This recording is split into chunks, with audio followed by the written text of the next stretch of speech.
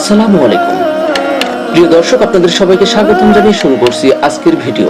আর আজকের এই প্রশ্ন উত্তর পর্বে আমি আছি ইঞ্জিনিয়ার মোহাম্মদ তরিকুল ইসলাম তুষার। আর আজকে আপনাদের এই প্রশ্ন উত্তর পর্বে খুবই গুরুত্বপূর্ণ একটি প্রশ্ন আমার মধ্যেই চলে এসেছে, আমার মনের ভিতরে। আমি আজকে পত্রিকাতে পড়লাম, বাংলাদেশ প্রতিদিন পত্রিকার মধ্যে একটা পোস্ট দেখলাম যে ফেসবুক পোস্ট দিয়ে যুবকের আত্মহত্যা। রাজবাড়ীর কালুখালীতে সামাজিক যোগাযোগ মাধ্যমে ফেসবুকে পোস্ট দিয়ে আত্মহত্যা করেছে হৃদয় শেখ নামে এক যুবক। এখান থেকে আমার একটি প্রশ্ন, যে এই যুবকটি যে আত্মহত্যা করলো, হুজুরের কাছে আমি একটা প্রশ্ন করব যে ইসলাম এতে কি বলে? আত্মহত্যা যে করলো, এটা ইসলাম কি বলে? প্রিয় বন্ধুরা, আপনারা আজকে দেখতে পাচ্ছেন আমার সাথে আছেন যিনি, তিনি হচ্ছেন মাওলানা মুফতি মুতাসিম বিল্লাহ, কুষ্টিয়া। তো ভাইকে অসংখ্য ধন্যবাদ আমাদের স্টুডিওতে আসার জন্য। ভাই আসসালামু আলাইকুম। ওয়ালাইকুম আসসালাম ওয়া রাহমাতুল্লাহ। ভাই ভালো আছেন আপনি? জি আলহামদুলিল্লাহ, আপনি ভালো আছেন? আলহামদুলিল্লাহ। জি, আমার এই প্রশ্নটা হচ্ছে আমার নিজের ব্যক্তিগত প্রশ্ন। তো আমি এটা পত্রিকাতে দেখলাম জি যে ফেসবুকে পোস্ট দিয়ে যুবকের আত্মহত্যা, এতে ইসলাম কি বলে? জি আলহামদুলিল্লাহ। আমার প্রিয় ভাই, বর্তমান সময়ের সাথে এই প্রশ্নটি খুবই অতীব গুরুত্বপূর্ণ একটি প্রশ্ন।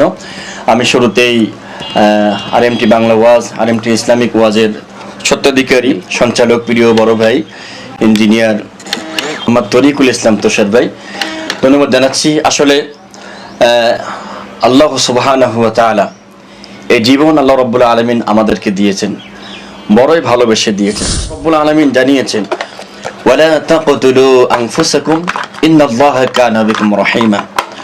আল্লাহ সুবহানাহু ওয়া তাআলা সূরা আন-নিসা 29 নম্বর আয়াতে আল্লাহ পাক জানিয়েছেন, ওয়ালা তাকতুলু আনফুসাকুম, তোমরা নিজেদেরকে তোমরা হত্যা করো না। এটা আল্লাহর অর্ডার, কারণ এই জানের মালিক কিন্তু আপনি না, এই গোটা বডির মালিক কিন্তু আল্লাহ সুবহানাহু ওয়া তাআলা। আল্লাহর অর্ডার হলো তোমরা নিজেদেরকে হত্যা করো না। আল্লাহ সুবহানাহু ওয়া তাআলা সেম একই কথা সূরাতুল বাকারার 195 নম্বর আয়াতে আল্লাহ পাক বলেন, ওয়ালা তুলকু বিআইদিকুম ইলা তাহলুকা, তোমরা নিজেদেরকে ধ্বংসের দিকে ঠেলে দিও না। আল্লাহ রাব্বুল আলামিনের কোরআনুল কারীমের এই আয়াত থেকে বোঝা যায় এটা আল্লাহর অর্ডার, আল্লাহ নিষেধ করেছে তোমরা হত্যা করো না। এবার আসুন, যারা আত্মহত্যা করে বিভিন্ন কারণে হোক অকারণে হোক, বিশেষ করে এই জামানায় এসে যে যুবকগুলো আত্মহত্যা করতেছে, আমার মনে হয় হারাম রিলেশনের সম্পর্কের কারণেই এবং মোবাইলের মাধ্যমে বিভিন্ন অবৈধ সম্পর্কে জড়িত হওয়ার কারণে একে অপরের ছবি আদান প্রদান করেছে। একটা পর্যায়ে গিয়ে এই ছবি নিয়ে এটা ব্ল্যাকমেল করতেছে, যদি তুমি আমার এত লাখ টাকা না দাও তোমার ছবি ফেসবুকে ছেড়ে দিব।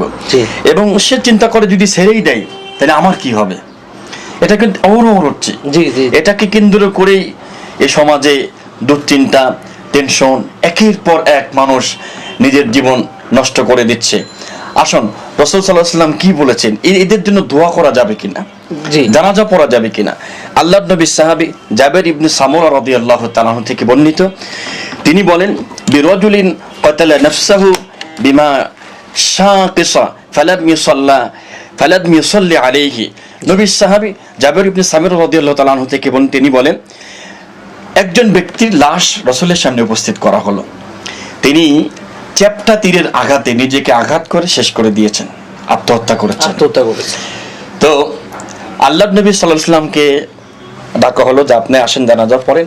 জিজ্ঞাসা করলেন তিনি মারা গেছেন কিভাবে, বললেন তিনি আত্মহত্যা করেছেন। রাসূল ফালাম ইউসাল্লি আলাইহি, আল্লাহ রাসূল জানাজা পড়েননি। তবে তিনি বলেছেন, সাল্লু আলা আখিকুম, তোমরা তোমাদের ভাইয়ের জানাজা পড়াই নাও।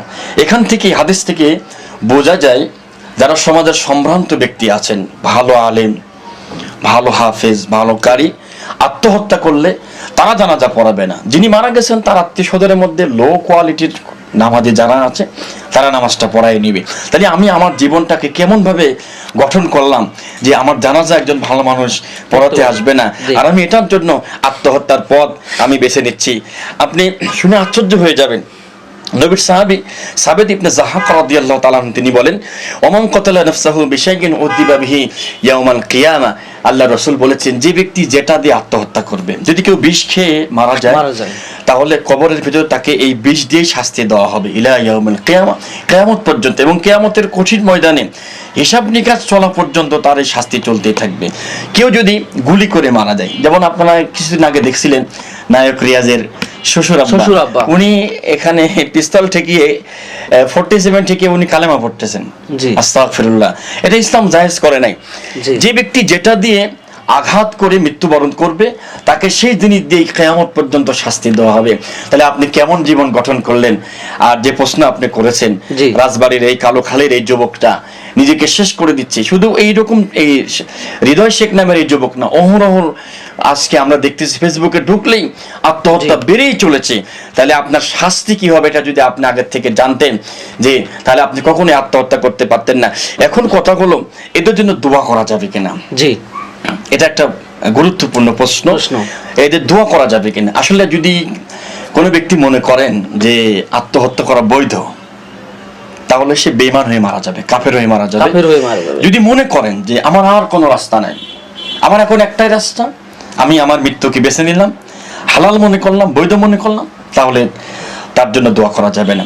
আর যদি এমন হয় যে আসলে সে এমন পেরেশানিতে পড়ে গেছে, কোনো রাস্তা খুঁজে পাচ্ছে না, বা কেউ কোনো রাস্তাও দিচ্ছে না, খুব টেনশনে পড়ে গেছে, আবার তার ইচ্ছাও নাই যে আমি আত্মহত্যা করব, এমন ইচ্ছাও তার নেই, এমন ব্যক্তি যদি ঈমান থাকার পরে যদি সে কাজটা করে, সে আসলে একবারে কাফের হয়ে যায় না, সে মুসলমান থেকে যায়। এটার জন্য তার দোয়া করা যাবে। এর দলিল হচ্ছে আল্লাহর নবীর একজন সাহাবী, নাম তার তুফাইল ইবনে আমর রাদিয়াল্লাহু তাআলা আনহু। তার সঙ্গে একজন সাহাবী, তিনি মক্কা থেকে মদিনায় আসছেন। আসার পরে তো তিনি মদিনার যে আবহাওয়া, তিনি এটা সহ্য করতে পারেন নাই। তার শরীরের ভিতরে বিভিন্ন ঘাও পচরা হয়ে গেল। হওয়ার একটা পর্যায়ে গিয়ে তিনি এখান থেকে বের হয়ে নিজেকে আর সহ্য করতে না পেরে তার 2 হাতের আঙ্গুলগুলো তিনি কেটে ফেলেছে। জি, কেটে ফেলার তার ঈমান ছিল। তিনি এই অবস্থায় রক্তক্ষরণ হতে হতে তিনি মারা গেছেন। তারপরে মারা যাওয়ার কয়েকদিন পরে তুফাইল ইবনে আমর স্বপ্ন দেখতেছেন তিনি জান্নাতে আছেন, কিন্তু তার 2টা হাত মোড়ানো, এখানে বাঁধা। প্রশ্ন করলেন, ভাই আপনি জান্নাতে, কিন্তু আপনার হাতটাই এখনো বাঁধা কেন? আপনি আত্মহত্যা করেছেন, আল্লাহ আপনাকে মাফ করলেন বা কেন? তিনি বললেন যে আসলে আল্লাহ আমাকে মাফ করেছেন একটা ভালো আমলের কারণে। আমি মক্কা থেকে হিজরত করে মদিনায় এসেছি রাসূলের মহব্বতে, এই রাসূলের মহব্বতের কারণে আল্লাহ আমারে মাফ করে দিয়েছে, কিন্তু আল্লাহ আমার হাত আমাকে দেয় নাই। তুফাইল ইবনে আমর রাসূলের কাছে এসে বললেন, ইয়া রাসূলুল্লাহ, আপনার সে অমুক আপনার মহব্বতে এসেছিল, আমি স্বপ্নেই দেখলাম। রাসূল দোয়া করলেন, আল্লাহ তুমি তার 2টা হাত ফেরত দিয়ে দাও।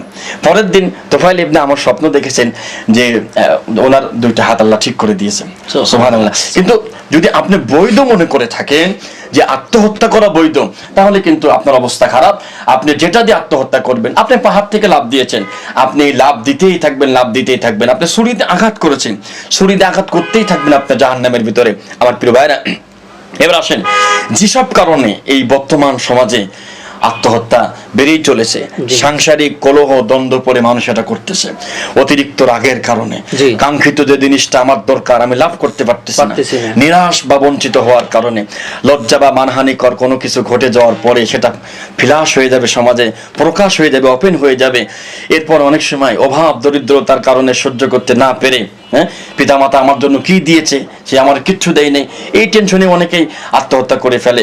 স্বামী স্ত্রীর ভিতরে মনোমালিন্য হওয়ার কারণে দেখা যায় স্ত্রী অথবা যৌতুকের টাকার কারণে, বিশেষ করে বর্তমানে ছেলেমেয়েরা অবাধ্য হওয়ার মূল কারণ হচ্ছে এই যে আমি বলি মোবাইল শরীফ।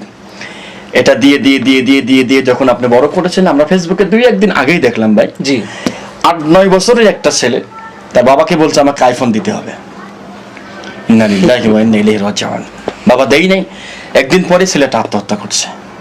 তাহলে বর্তমানে সবচাইতে যেটা আমরা মনে করতে পারি, মোবাইল এবং অবৈধ সম্পর্ক, রিলেশনের কারণে, এই 2টা কারণে।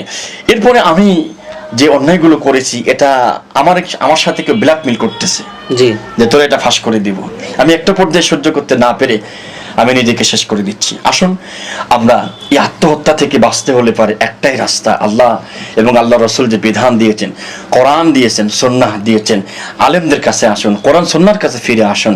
ইনশাআল্লাহ আল্লাহ আপনার পথ বের করে দিবে, আপনার সুন্দর পথ আল্লাহ বের করে দিবে। যিনি প্রশ্ন করেছেন, প্রশ্ন আমার ভাই করেছেন, আমি ভাইকে ধন্যবাদ জানাচ্ছি। আর আমরা এইরকম পাপ থেকে বাঁচার চেষ্টা করবো। আল্লাহ তৌফিক দান করুক, আমিন। আসসালামু আলাইকুম ওয়া রাহমাতুল্লাহি ওয়া বারাকাতুহু।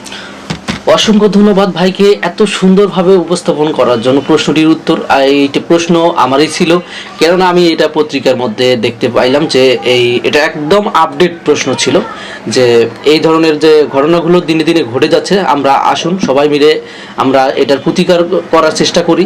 সবাই ভালো থাকবেন, সুস্থ থাকবেন, দেখা হবে পরের কোনো ভিডিওতে। সে পর্যন্ত আল্লাহ হাফেজ।